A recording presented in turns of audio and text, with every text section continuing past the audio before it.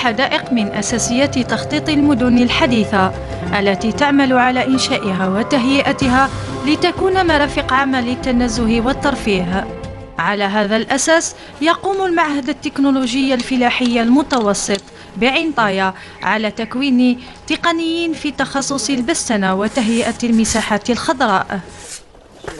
المعهد التكنولوجي المتوسط الفلاحي المتخصص بعلم النباتات التزيينية وتهيئة البساتين يكون أولا تقنيين في الفلاحة كي يدخلوا عندنا يعقبوا امتحان لازم يكون عندهم المستوى تاع تيرمينال أو باشلي بدون كونكور. عنده دو سبيساليتي لهنايا، عنده لا سبيساليتي الاولى هي لورتيكولتور اورنمونتال دونك غير النباتات التزيينيه، وعنده تهيئه البساتين كي يكمل لا دوزيام اني تاعو عنده الميموار. انا متربص في السنه الثانيه تقني، انا في المعهد التكنولوجي المتوسط في المساحات الخضراء. يعني رانا هنا تعلمنا عده اشياء في هذا المعهد، منها التكاثر النباتات في عده اختصاصات، يعني منها التكاثر عن طريق التلقيط، عن طريق الافتسال، عن طريق التطعيم. نقرا في الصباح النظري والعشيه نجيو التطبيق. عندنا بليزيور موديل، من بينهم موديل اللي نتيليزيوه بزاف هو تاع الماركوطاج وتاع لا ملتيبليكاسيون بوكو بليس. كاين لي موديل تاع لونفيرونمون، كاين بزاف لي موديل تاع لي بلان، كاين بزاف. مي حنا لي بوكو تاع البراتيك اللي نستعملوه هنا في سوسار نستعملوا الموديل تاع ملتيبليكاسيون. كاين بليزيور لي ميثود تاع ملتيبليكاسيون. يوجد انواع من النباتات، كاينه داخليه واللي تحب تكون كما نقولوا تحب الظل والكليمه، يعني مناخ شبه رطب. وكاين نباتات نتخصص كما نقولوا يحبوا يعني المناخ الجاف كما لي كاكتوس، يعني وكما لي كاكتوس كيقولوا لي بلانت غراس. هنا نعرفوهم على النباتات يعني باسمائهم اللاتينيه، يتعرفوا على النباتات، على طريقه استعمالاتهم، يعني ليوتيليزاسيون تاع لي فيجيتو، كيفيه استعمالاتهم يعني في المحيط، يعني يعني كتهيئه يعني للمساحه الخضراء.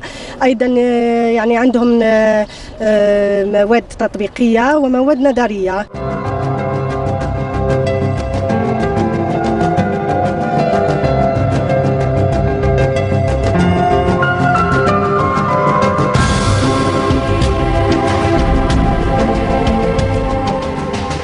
رايحين نشوفوا طريقة افتسال نبات الأورتنسيا اللي نسموها بالعربية العذراء.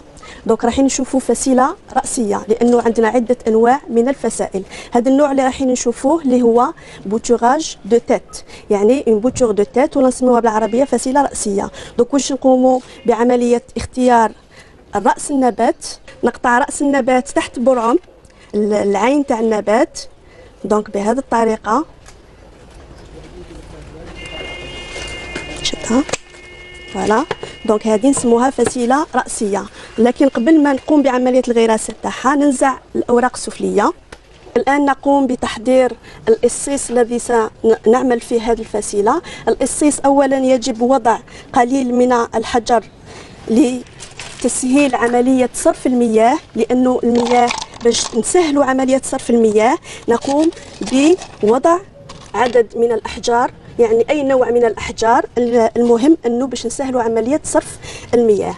ثاني شيء نقوم بعملية وضع تربة اللي تكون خليط من الرمل زائد ذبال الأوراق، أو رمل زائد تربة زراعية عادية. دونك نقوم بملء هذا القصيص، ثم نقوم بعملية وضع حفرة بقلم أو بالإصبع ونغرس الفسيلة ديالنا.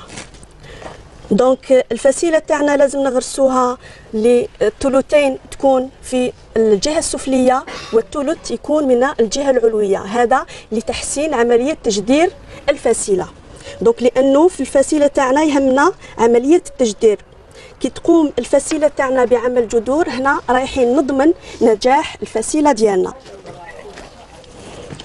تشكل النباتات العنصر الرئيسي لتصميم وتهيئة الحدائق، يتم انتقاؤها بعد دراسة شاملة، فمن خلالها يتم إبراز معالم الحديقة بطريقة فنية، والتي يتطلب إنشاؤها أسس معينة تختلف حسب اختلاف أنواعها يتعرف عليها المتربص بالمعهد.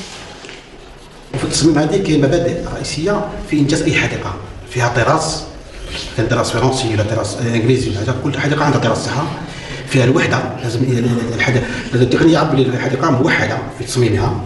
فيها التناسب في استعمال النباتات، فيها استعمال الالوان، كاين الالوان البارده، كاين الالوان الساخنه، كل لون يعبر على شيء، كل نبته عندها المكان تاعها. لان اختيار النباتات كاين اختيار تقني وكاين اختيار تزييني.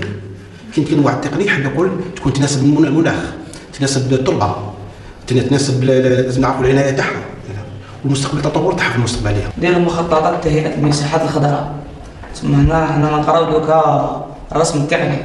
هذا جور هنا كيما هنا واش نشوفوا دينا جور مشروع تاع تهيئه مساحه خضراء داخل المنزل، تسمى حديقه خاصه تاع منزل. هذه الحديقه يجيو فيها نباتات، نقدروا نديروها كسياج ولا نباتات كاين نجمو ديكم صنوبريات، نديرو دي بليزيور فاريتي تاع نباتات، وكل وحده لازم تكون تلائم مع المناخ اللي راهي تما متوفر عليها.